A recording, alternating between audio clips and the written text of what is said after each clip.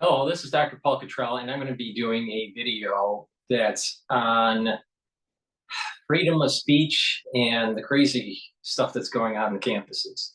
So before we begin, please subscribe to all my channels. I have 7 channels. I have a new channel that is tied to the store.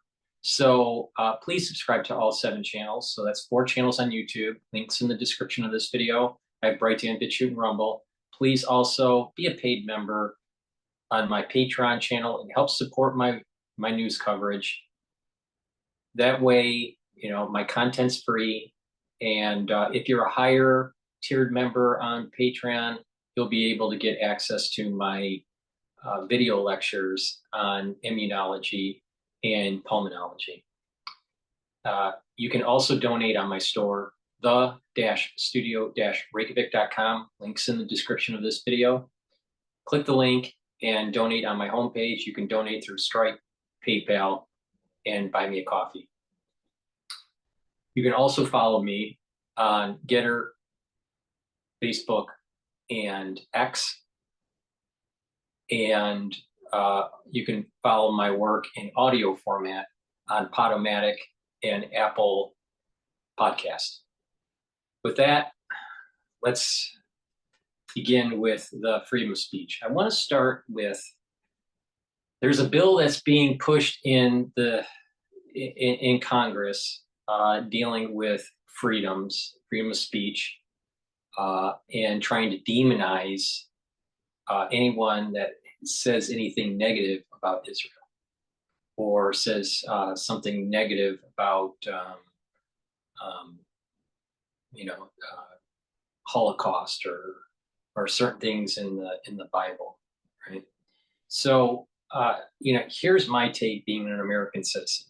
I've been an American citizen all my life, and my dad's side of the family goes pretty far back to the founding of the nation, and that gives me a sense of pride about the flag, a sense of pride about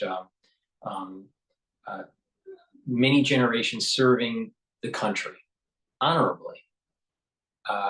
Many people in the United States can't say that.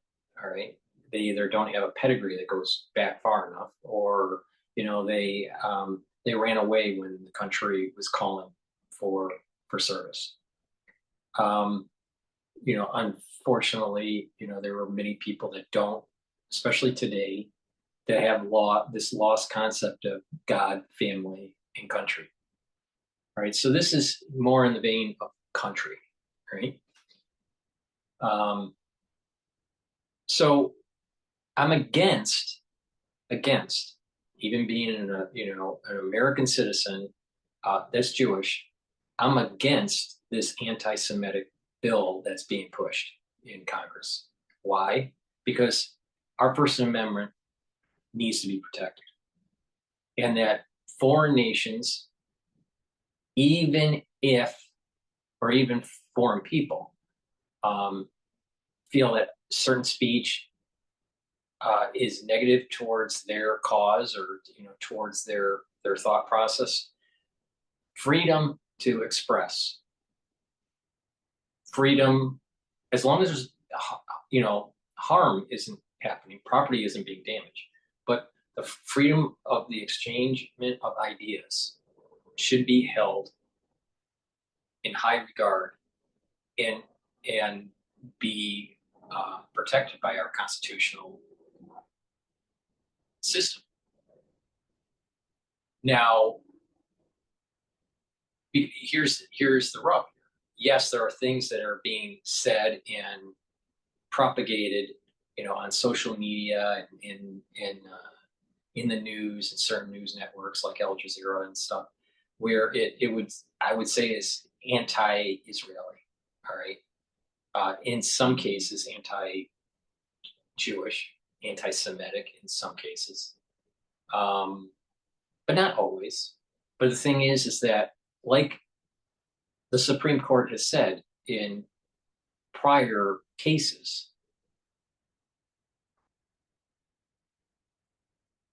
the answer to hate speech or the answer to speech that you don't agree with is more speech. You don't silence. And here's the problem that I think that if this bill gets passed, to my knowledge, it hasn't passed as of this recording. But if it does get passed, some people in Congress are trying to do the right thing and try to cool down the anti-Semitism. There are others that actually want to erode the Constitution. And this bill would erode the First Amendment. And what is interesting is that if it passes, this is a slippery slope where the country at the federal level could just say, well, you can't say certain things about climate change. You can't say certain things about the debate on a certain topic in science because the media has told you what to think. This is marching towards groupthink. This is marching towards this monolithic thinking. And it's not American. It's not American ideal. It's not a constitutional ideal. Independent on all the hate that's being propagated in the news, right? And with these protests. So the bill may help with anti-Semitism because it would just prevent people from saying something. But this is a slippery slope to prevent you from saying anything that is uncomfortable by the opposing side. And the whole idea, and I think the Supreme Court, was right. The answer to this problem is more speech, not less speech. So even if they pass this, I'm not sure that it would actually be held up upheld in the Supreme Court. I think the Supreme Court will knock it down. So just keep in mind that there's going to be, and this is a term that my brother used, the liberal is going to use this opportunity if it passes, and they're going to use some sort of intellectual jujitsu and try to control the speech of conservatives. And you're already seeing it in certain municipalities. You can't say, someone's gay, or you can't, be negative towards transgenders, or you can't say, negative things about pedophilia and all these things, right? You have these clusters that are trying to control what you can say, trying to control and change your language, trying to control your norms as a culture. And this is right out of 1984. So I'm against the bill. I'm for freedom of speech, even if it's anti-Semitic speech. Now that dovetails into another concept. And that is the idea of what is going on these campuses. I've said many times that the ultra-liberals, the ultra-liberal will be eaten by itself, that there's going to be a circular logic that's happening. And you're kind of seeing it playing out where they're protesting about some sort of apartheid in Israel, and the plight of the Palestinian and all this. And then all of a sudden you start having the spokesperson, at a podium speaking to the media, speaking to the news media, or on a program like, some sort of mainstream media, and they tell you their demands. And it's this problem now is metastasizing into a larger concept.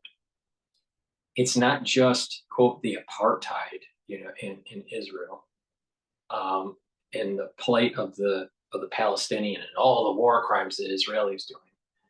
And what they're also pushing is trying to decolonize the world by the white person, and trying to, create more division between the oppressor and the oppressee.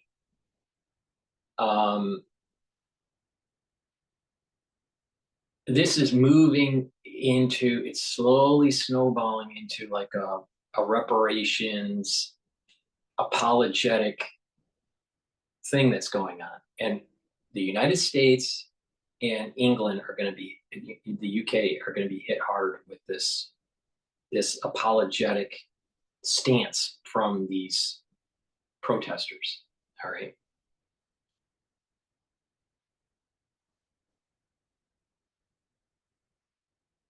When you watch what they're saying, you watch the news and you're listening, of what they're really saying here. This seems to be an orchestrated, non-organic event that's taking place across the United States and across the world. It's funded, very similar to what we were seeing with the BLM riots in 2020. Now, what was happening in 2020? It was an election year. There was, certain police brutality within the black community that caused a riot. But it was found that the BLM movement was a fraudulent organization that was the founders were skimming from the donations. So, and there were several groups of people that went from one city to another, burning it down and stealing, and we still have the stealing taking place. There's still a memory of the BLM movement going on in New York with these thefts.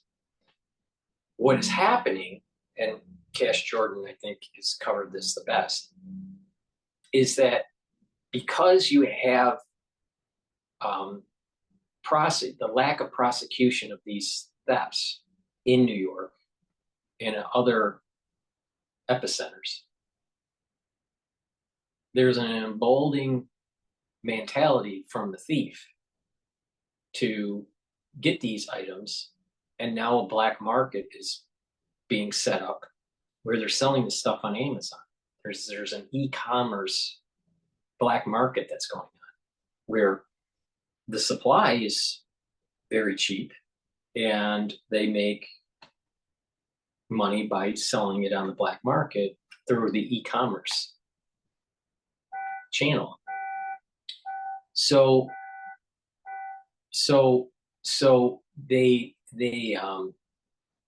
they'll continue to do this. So there's this lack of regard to property, right?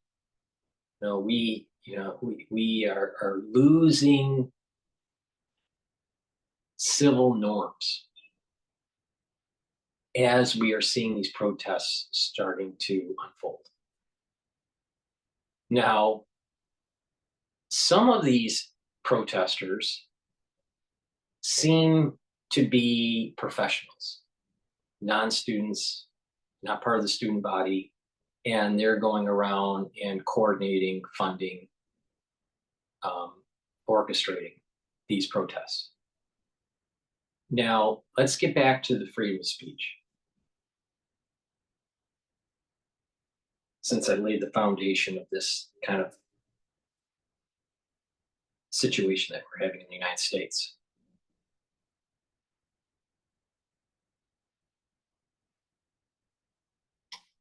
The universities have curriculum where you can have vigorous debate within class, to be respectful, and to have a cross-pollination of ideas. It doesn't mean that the other side is going to agree, but that is the realm of scholarship, right? There are also means to have the university provide permission to have certain types of rallies or certain types of guest speakers to present their perspective on a certain subject in an auditorium setting or in a class setting, and that should be allowed by both conservatives and liberals and should not be shouted down or canceled because of a disagreement of ideas. That's not the place of a university to allow the students to just shout down the opposing thought. But it should be in a safe and well-constructed environment. There is a difference between public space and open space. So, for example, the famous Harvard Yard, where they're having the encampment. This is an open space on a private university, it's private property, but it's an open space that the public uses. So it's an open space, not a public space, right?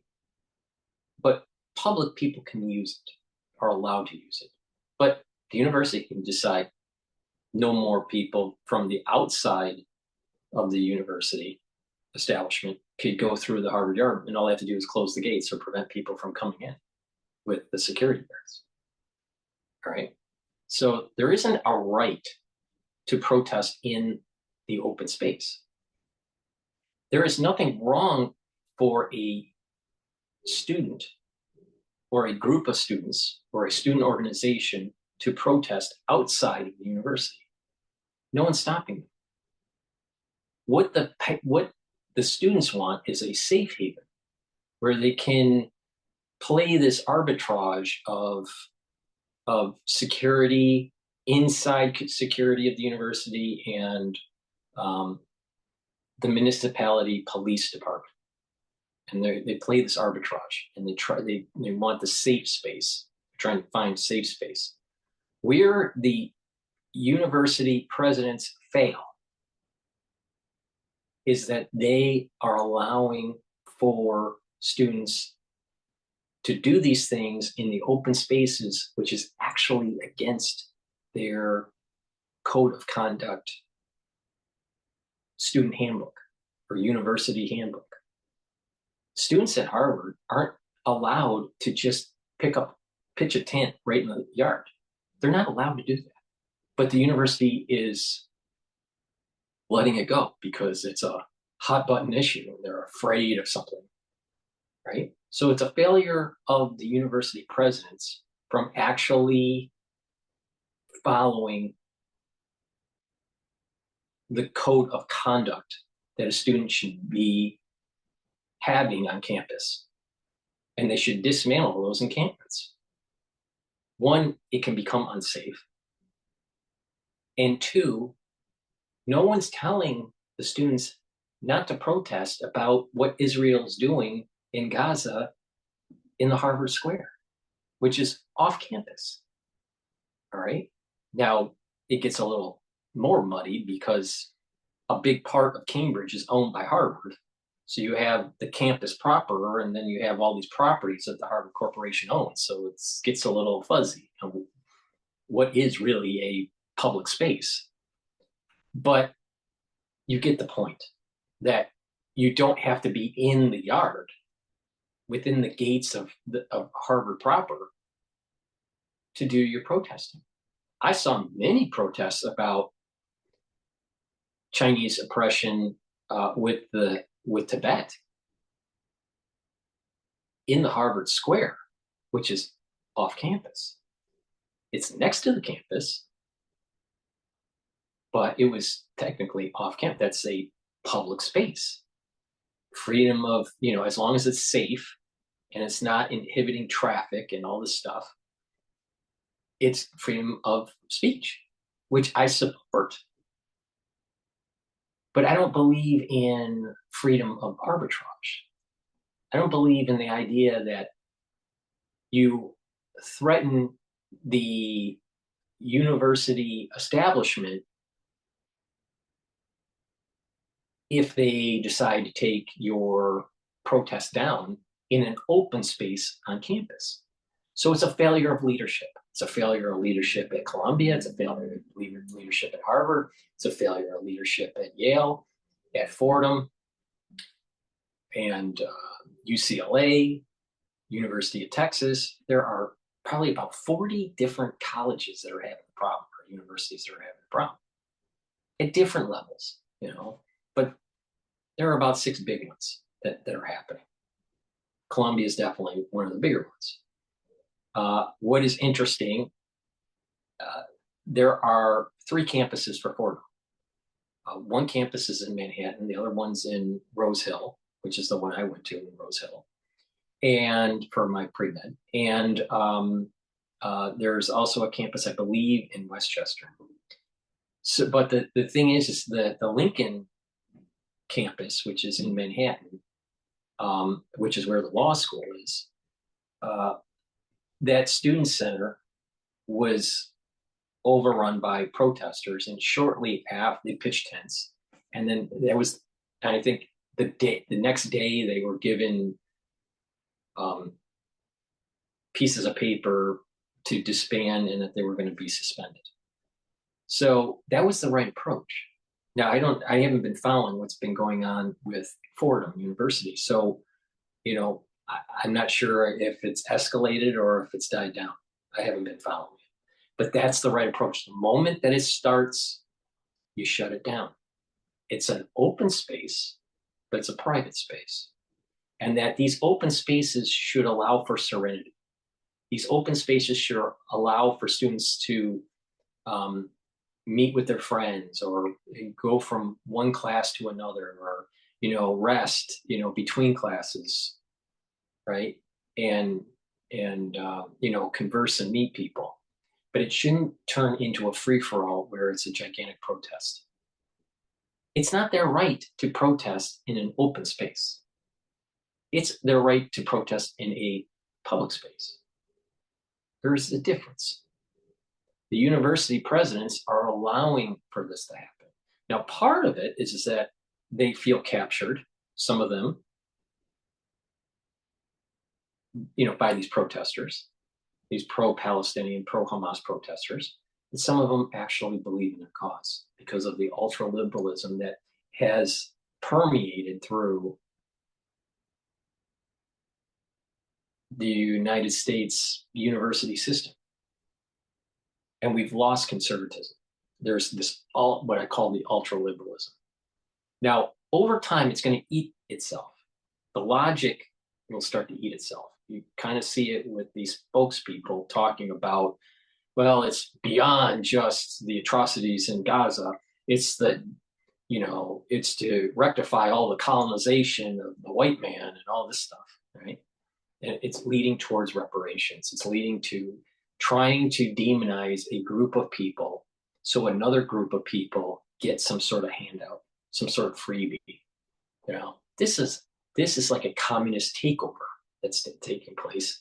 And these students, I don't think are going to grow, many of them are not going to grow out of this. They are going to get more belligerent.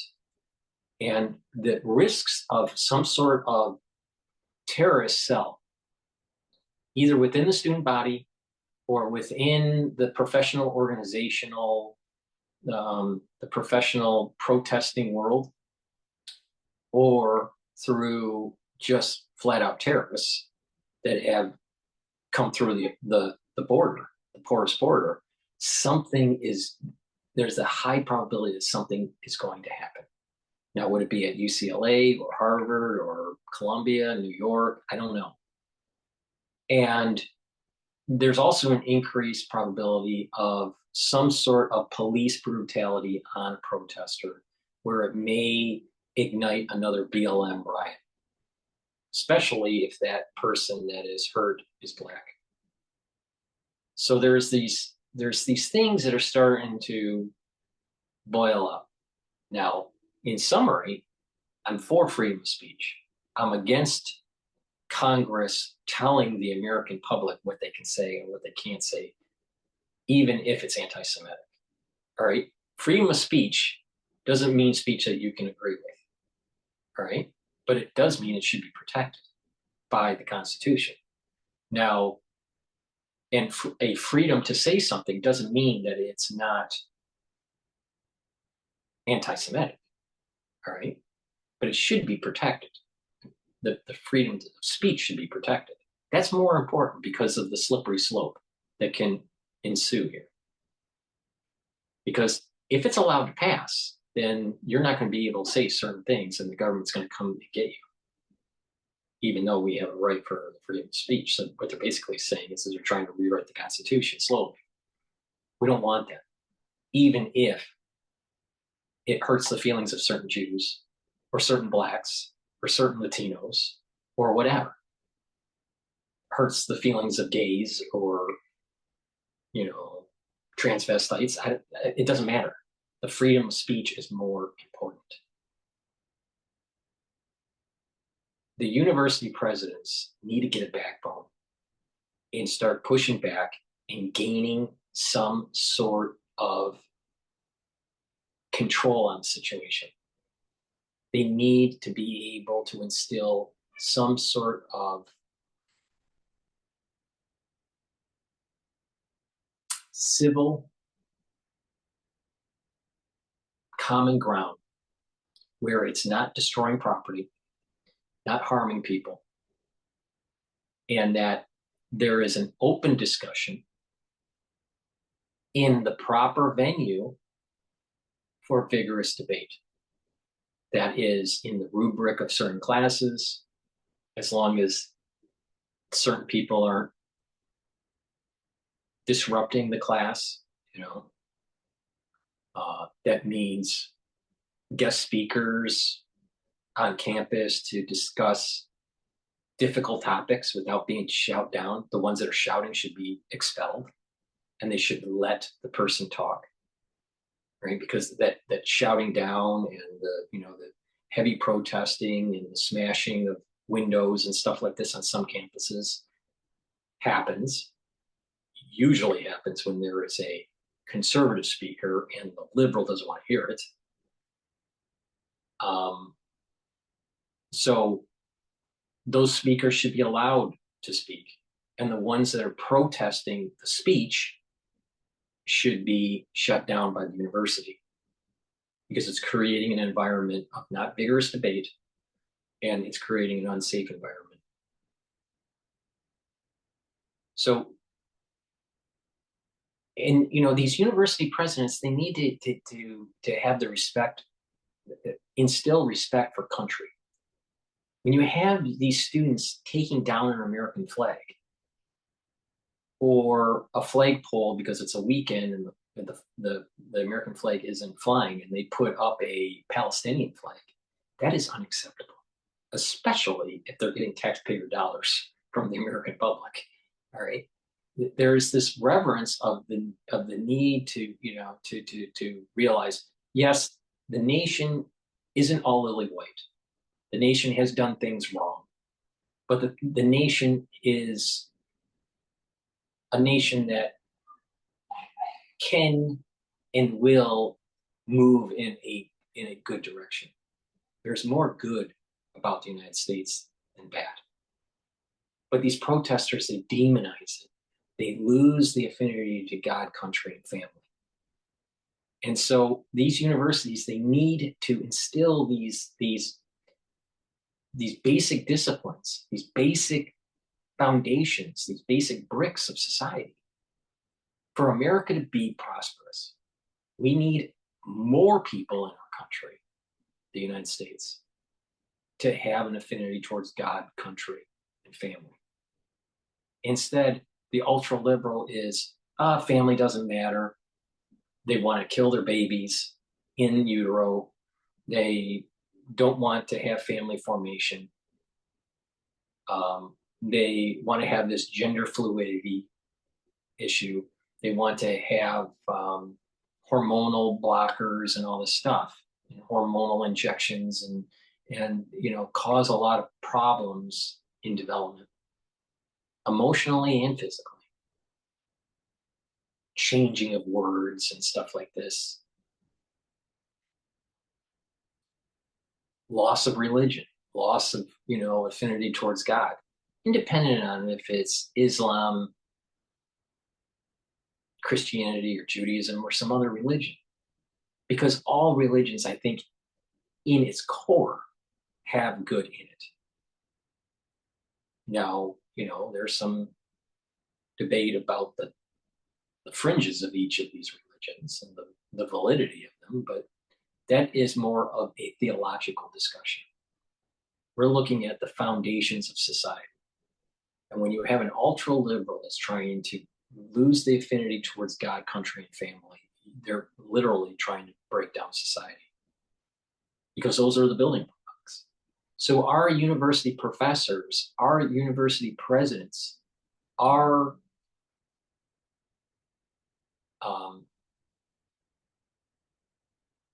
professional scholars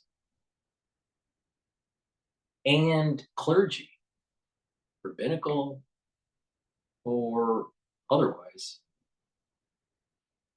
these are leaders of society that need to tone down the rhetoric, tone down the heat, and have a more civil society.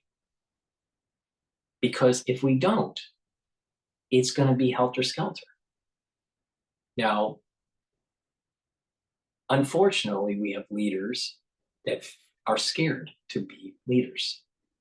You have this problem in the Jewish community, where people that are more conservative Jews, I would say that I am of conservative persuasion, not liberal persuasion, right?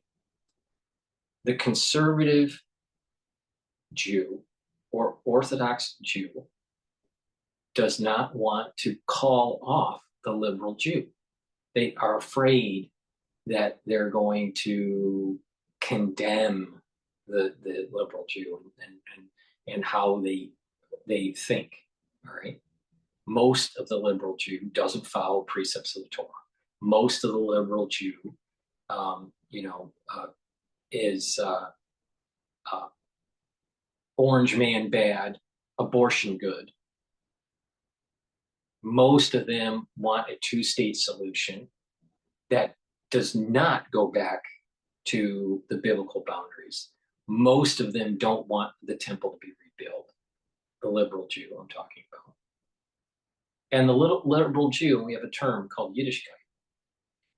The liberal Jew is low on the Yiddishkeit, low on the observance. And so they are more disconnected from the religion. And the other liberal community out there, and the pro-Hamas Palestinian cause, is hijacking the liberal Jew, and they don't even see it. And they don't realize that they are walking into a slaughterhouse. The liberal Jew is walking into a slaughterhouse when you're aligning with this ultra-liberalism that's going on in the world, where it's the destruction of God, country, and family. Now, some of these liberal Jews will wake up, many will not. And so even in the Jewish community, there is this infighting where you have leaders, rabbi, rabbinical leaders, or scholars of history that aren't willing to condemn the liberal Jew for their mindset that has caused a lot of this problem within the Jewish community, and align themselves with the ultra-liberal agenda that's out there in the world. And that ultra-liberal agenda is antithetical to white people, males, and Jews, all right, and Christians. So what's going to happen is that there's going to be this battle of Western civilization with some sort of Islamic caliphate. But people don't want to pay attention to some of the things that are starting to boil up in the United States. This is way different than Vietnam. There's no skin in the game with these students. With Vietnam, at least the students were on the verge of being drafted into the Vietnam War. Now, the chances of dying in the Vietnam War was small, all right? There were 58,000 soldiers that were killed. I don't know how many that were wounded. Um, and but the number of people that had draft cards, way, in terms of percentages, the number of people that actually died or wounded was way smaller than the actual percentage of people that actually served in Vietnam, let alone the Vietnam era. So, so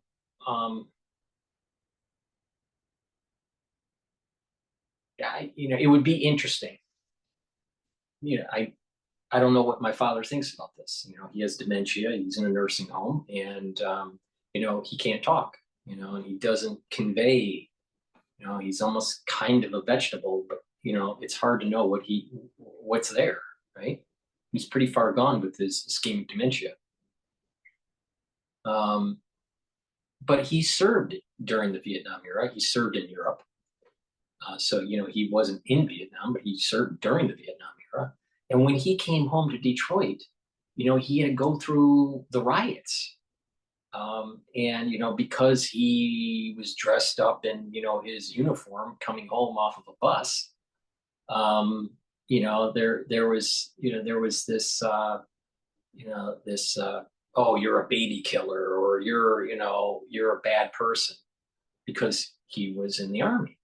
So you had all these protesters that were against the Vietnam era saying bad things to my father during the riots, because they knew he served in the army, because he had his uniform on coming home from Europe.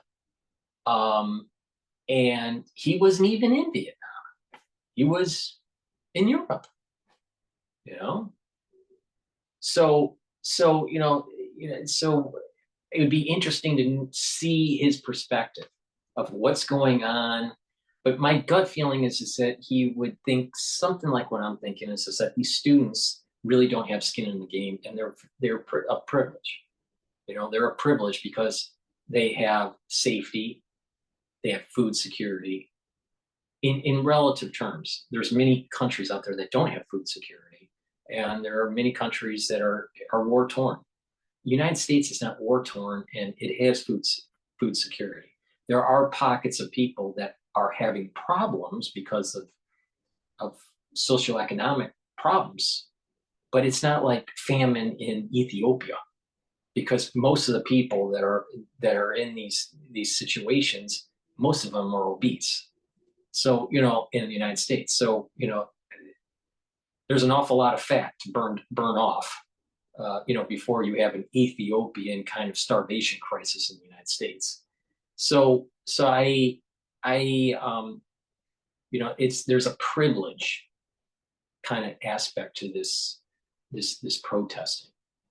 And I'll tell you, I think that even though I think baby boomers have done a lot of harm going forward, and there are some baby boomers that actually watch the show, so they'll probably spit their coffee out, as I'm saying this. But there's at least with the baby boomers, they were more educated. They knew how to talk. They had a larger vocabulary. The students today that are protesting don't have the art of rhetoric. They aren't speaking properly. They have these weird kind of logics, as they're talking on their megaphone about how, it's their right to protest, and then the university needs to give them food and water, because they're starving. I just feel that the generation that is protesting is just not smart enough. And these are from the Ivy League. That's the strange thing about it. Now, some of these protesters may not be actually students from these universities, but many are. And many are not as articulate as you would think. Now, this is part of the DEI problem. But there's also this downward spiraling of intelligence. It could be overuse of electronic devices or social media that's making us stupid, less reading out of books. less writing. You know, it's probably going to get even worse when this whole chat GPT thing becomes more pervasive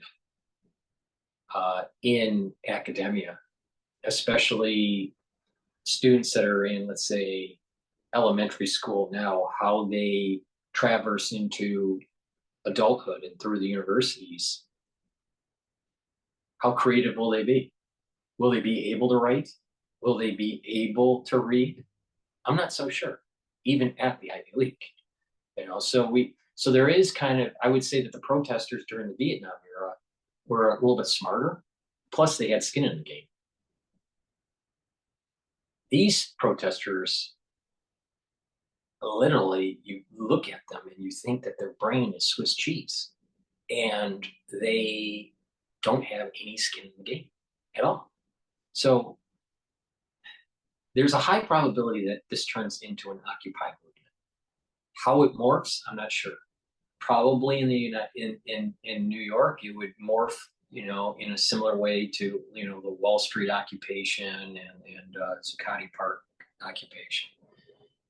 The universities are probably going to shut them down. They probably try to do that at the universities, but that I don't think is in the cards.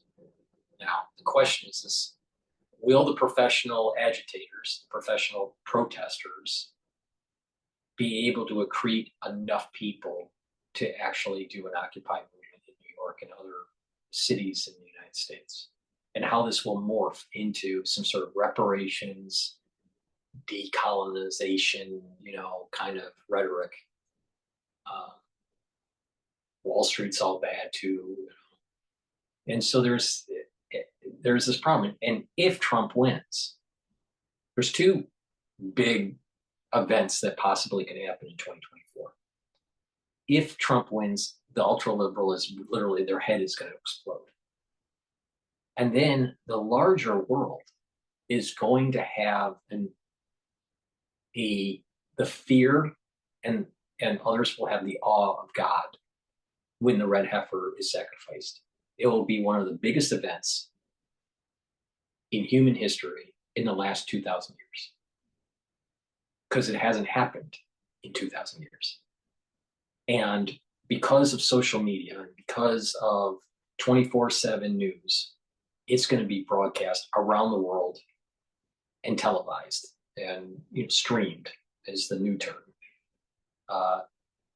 everywhere in the world when these red heifers are sacrificed and burned on the altar. The ones that have fear will start to realize that there is a countdown, that their liberal agenda is going to be countered violently. And the awe will be the ones that have already kind of sensed this was coming and prepared themselves spiritually. So, that's my take on the freedom of speech in the United States. And, I wanted to have a calm video instead of, watching a video and screaming up the storm. I can be calm too. Dr. Paul Cottrell can be calm. Some people prefer Dr. Paul Cottrell to be calm during my videos. Some people prefer me to be, animated. But we are going through some tumultuous times. The Vietnam era didn't have the red heifer around the corner. The Vietnam era didn't have some of these really pressing problems that we're seeing with the youth today. So, there are differences. So I think it's too easy to say this is like 1960s. It rhymes, but it's not the same. There's a lot of differences. I think that's the big point here. So please help support my work by subscribing to all my channels, donating, and going to my store, the-studio-reykjavik.com, and get the supplements that I have. If you follow my lead, you will be able to boost up your immune system, slow down the aging process, and be healthy. Now, people have been, I did a post on X about the heart, and there are electrical signals that will be disrupted because of the aftermath of 2020. Now, if you follow me, you follow what I'm saying, you're going to be able to mitigate this. All right. But it starts with the realization that you are in a new era and that there is an aftershock from 2020 and that you can't go back to a pre-2020 era. Okay, I'm trying to be generic in my terms because I want the video to be up, but everyone knows what I'm talking about. So the key here is a multifactorial way to approach the problem. And now there are multiple problems. There are autoimmune problems. There is a dysfunction of the immune system where it's underactive, what I call AIDS-like syndrome.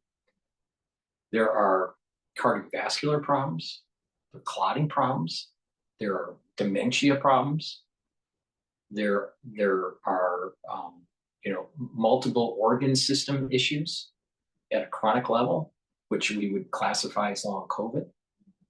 So there are many things that are happening in this post crisis of 2020, the aftershock. All right. Some of the things that you need to pay attention to, what you need to do on a regular basis is to slow down the effects of the aftershock. Is one, to realize that you have some control of your health and not to feel hopeless. So to having the right mental mindset. It starts there. Then it's the realization that you're going to have to do physical and mental exercises. The mental exercises are making sure you talk to people, work with your hands, either in gardening or people like crochet or doing puzzles, but move your hands, get those kinematics working.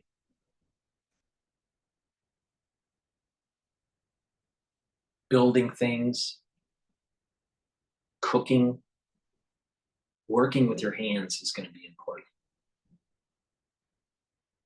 Reading and writing is going to be important. Reduce your exposure to the TV, to the iPads, and to the phones, and to social media. They are literally turning you stupid. Then you want to focus on balancing. Some simple balancing exercises like stand on one foot, do some stretching, some yoga stretching, not a lot, nothing really super intense, but you want to stretch the muscles and you want to activate the cerebellum, right? And that will help to heal some of these neurons, these neural connections, build the balance, and stretching. By stretching, you're activating certain receptors at the ends of your muscle, the tendons. All right. And you'll notice that you do this over a 2-week period, that you feel like a little bit more rejuvenated. You're more flexible.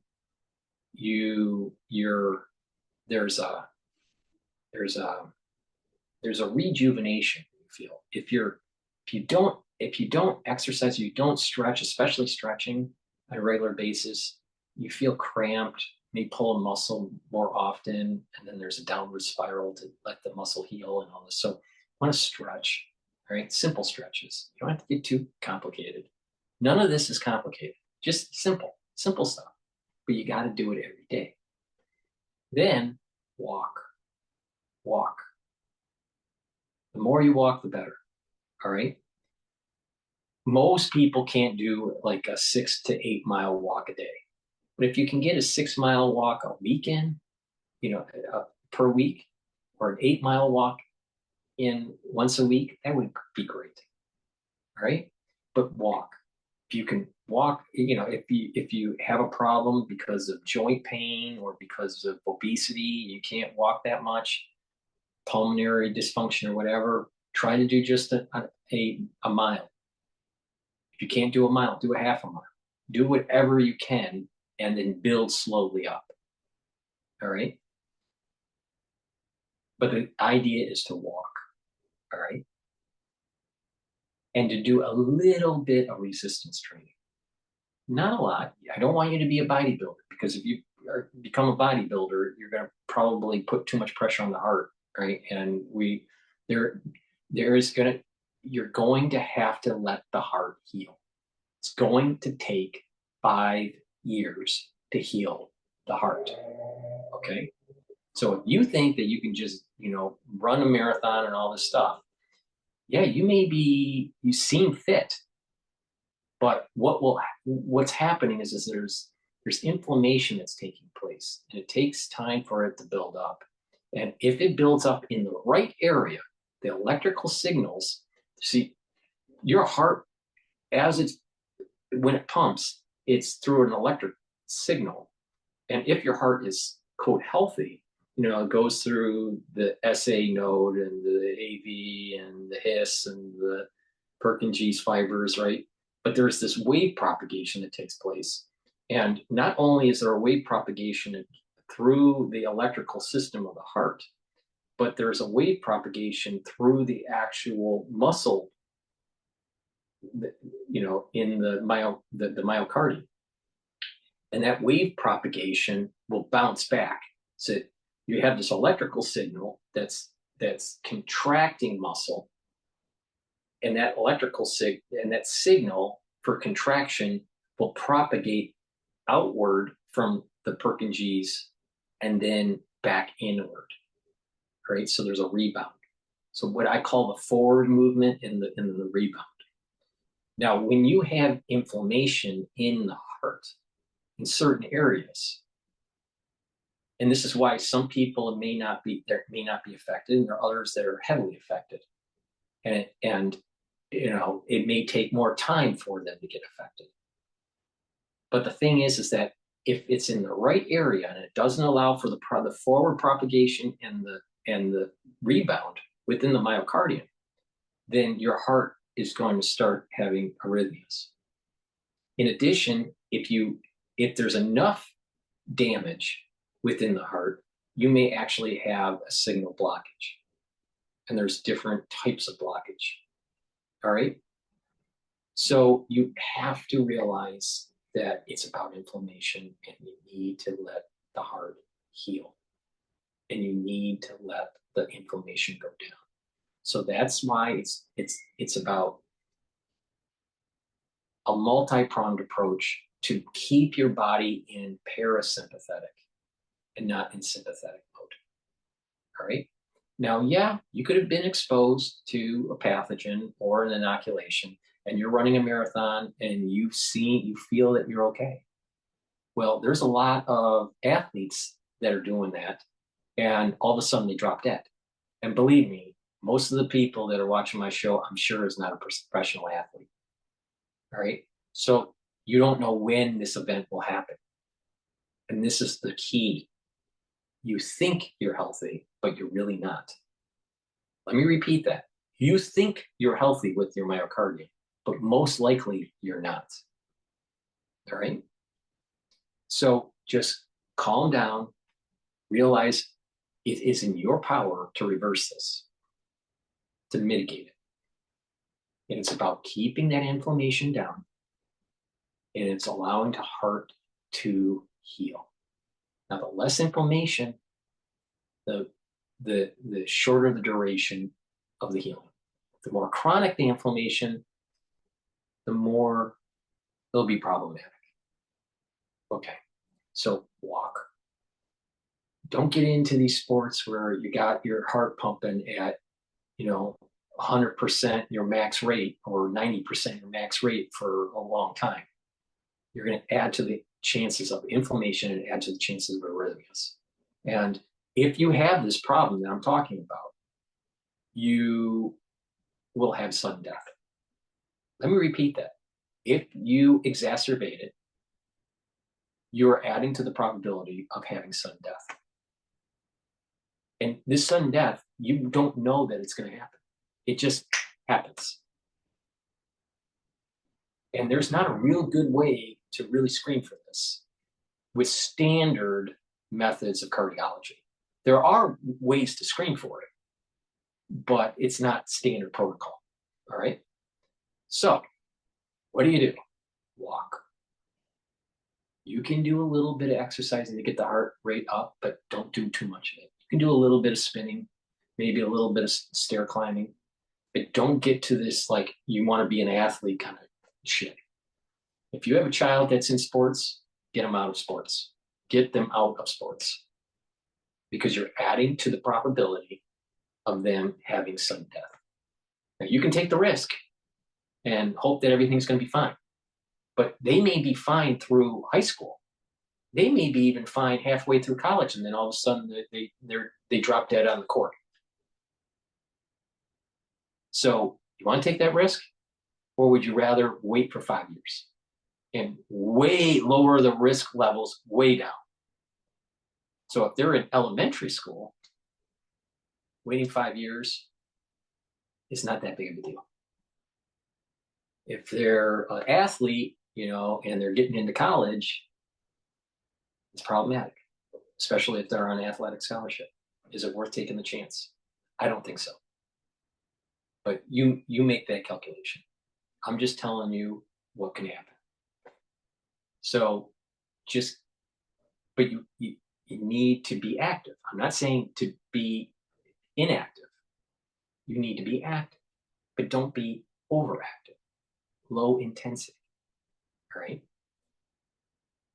And then it's also about diet. You got to eat the right carbs. You have to eat the right foods. You got to stay away from the GMO. You have to, stay away from processed foods, portion control, all right? Hydration, filtered water. These are all really important. Then supplementation. All right. So there's a lot of different things you need to do. And for the issue with the heart, this is going to be a 5-year trek from the time that you either been inoculated or the time that you contracted the pathogen. 5 years. All right. There's no quick solution here. So just low intensity, be active mentally, and be active, physically. But don't be overactive physically. Don't get that heart to the point where you're overstressing it and adding to the probability of an arrhythmia. So with that said, I'd like to talk about some of the products that I have on my store to help improve your health and to boost up your immune system. All right. So one product that a lot of people are, they say, hey, I have brain fog. How do I solve the brain fog problem? Go to my store, the-studio-reykjavik.com, and get the clarity factor. This eliminates the brain fog and allows you to focus on your work, on your school, concentrate on the task at hand. You won't feel tired. In addition, by taking it every day, you're keeping those dendritic connections active. You're having positive neuroplasticity. You're slowing down the neurological aging process. So go to my store and get the clarity factor.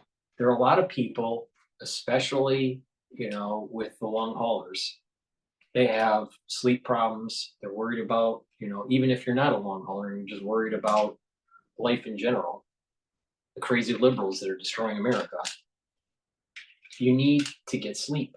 You need 3 cycles of REM sleep on average a night to be able to have a healthy system. Those 3 cycles of REM sleep help with consolidation of memory. You're being able to have your cells detoxify, especially the central nervous system, and you're going to have more energy when you wake up.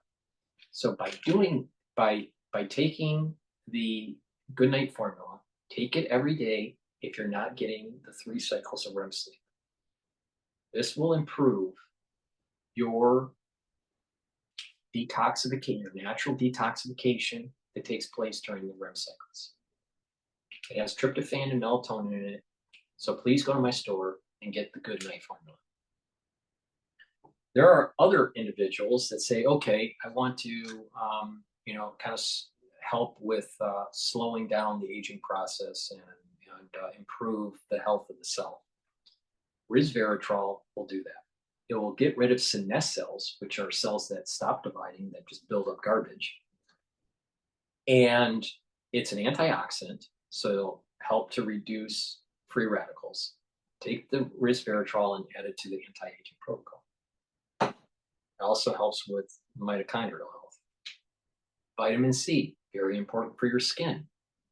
Also, it helps with the immune system. If you're not feeling well, take a double dose of vitamin C. You should be taking this every day and drink water with it because it's water soluble. Now, since we're going into the allergy season, people can mitigate that allergic reaction by taking the drops and the lozenges that I have on my store. I have elderberry zinc lozenges in a 21 count. I also have blueberry drops in a 100 count. And honey and lemon drops in a 100 count. These drops and lozenges will soothe your throat, neutralize pathogens, and help to boost up your immune system. You want to maintain that mucosal barrier in your upper oral cavity, and you'll mitigate those colds and those allergic reactions. People want to improve their skin or need some sort of wound healing agent in their household, or they want to neutralize pathogens. I have a multi-purpose product. The silver gel, it's in a pump, so it's easy to carry in your bag. And you just put it on your hands and it'll neutralize pathogens for 5 hours. You can put it around your mouth, around your nose, lightly coat your nostrils, around your eyes, around your ears. It'll neutralize pathogens. In addition, if you put it on a cut, it'll help to heal a cut because it keeps the wound clean because it's neutralizing pathogens. You can put it on an abrasion. You can put it on eczema and psoriasis. If you put it on your skin every day, let's say right before you go to bed, and you exfoliate that area of the skin, you'll notice that the skin is healthier because it's neutralizing pathogens on the surface, topical. But not only that, it's also tightening the skin. So people that put it on their face and they sleep and then they wake up in the morning and exfoliate, they'll notice their skin's tighter. So please go to the store and get the silver gel. I also have structural nano silver soaps. Very high quality soap, so get a few bars of it for your household. I have oatmeal and spice, peppermint, charcoal tea tree, and lavender. I also have lemongrass, but I don't have it on my desk here. When you're purchasing, let's say, the Max 35 or the silver solution, or the Max 14, structural nano silver. So what this is a liquid that you take a teaspoon of it a day, If you're not feeling well, take a tablespoon or two a day. You swish it in your mouth. It'll neutralize pathogens. You gargle with it and you swallow it. All right. Do this every day. All right. What that will do is it help to boost up your immune system and neutralize pathogens. And I have it in 3 different forms. I have it in max 35 ppms, structural silver solution in 30 ppms, and then I have the max 14 and 14 ppms at different price points for affordability for the customer. So once you get that silver solution, instead of carrying the big bottle to your work, because you may not be feeling well or whatever, you can buy these applicators that I have in my store. So I have a spray, a spritzer, I have a dropper, and a nasal spray. So you just put the liquid in this and take it with you. You can spray it on a surface, you can drop it in your mouth, or use a nasal spray, however you want to take it. But this is really helpful because you can travel with your structural nanosilver liquid in your bag. And almost lastly, I have partnered up with Rainbow Herbals, and we've developed these very high quality deodorants. I have it in peppermint, tea tree, and lavender, and citrus. Okay, these deodorants are for males and females, and because of the high quality essential oils from the Himalayas, this will help to slowly detoxify your body. So you use it every day. So it's dual purpose. It has no baking soda in it, and it has no aluminum. So it's aluminum free. All right. So very high quality deodorants made from very high quality ingredients. So please get a few bars of this for your household. In addition, we also have the Even Better bar. And with the Even Better bar, all right, with the Even Better bar, what you do is it's a multi-purpose bar. So if you have a sunburn, you can put the Even Better, you can rub it onto the sunburn. If you have a cut, you can rub it on the cut. It'll help to heal. If you have an abrasion, it'll help to heal. If you have psoriasis, it'll help to heal. If you have eczema, it'll help to heal it. If you have acne, it'll help to heal it. You can also use the silver gel for the acne. I didn't mention that. In addition, if you have muscle pain from a workout or you pulled a muscle, you can relieve the pain by rubbing it on that muscle. It takes about 30 seconds to 40 seconds for the pain to either be gone or be much less.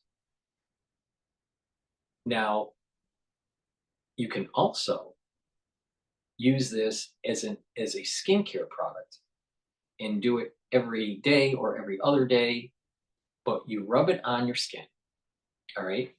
And this is also made from the essential oils from the Himalayas, but you rub it on your skin, right? With the bar, rub it on there, and you kind of work it into the skin with your hand, all right? And you do that for your whole body. And what you'll start to notice after about 3 days is that your skin is going to be it'll look and be more rejuvenated, more healthy and rejuvenated. All right. It's a little different than using the gel every day because you're not going to really get the tightening from the Even Better bar. You get the tightening of the skin with the silver gel, especially on the face. But you'll get actually a healthier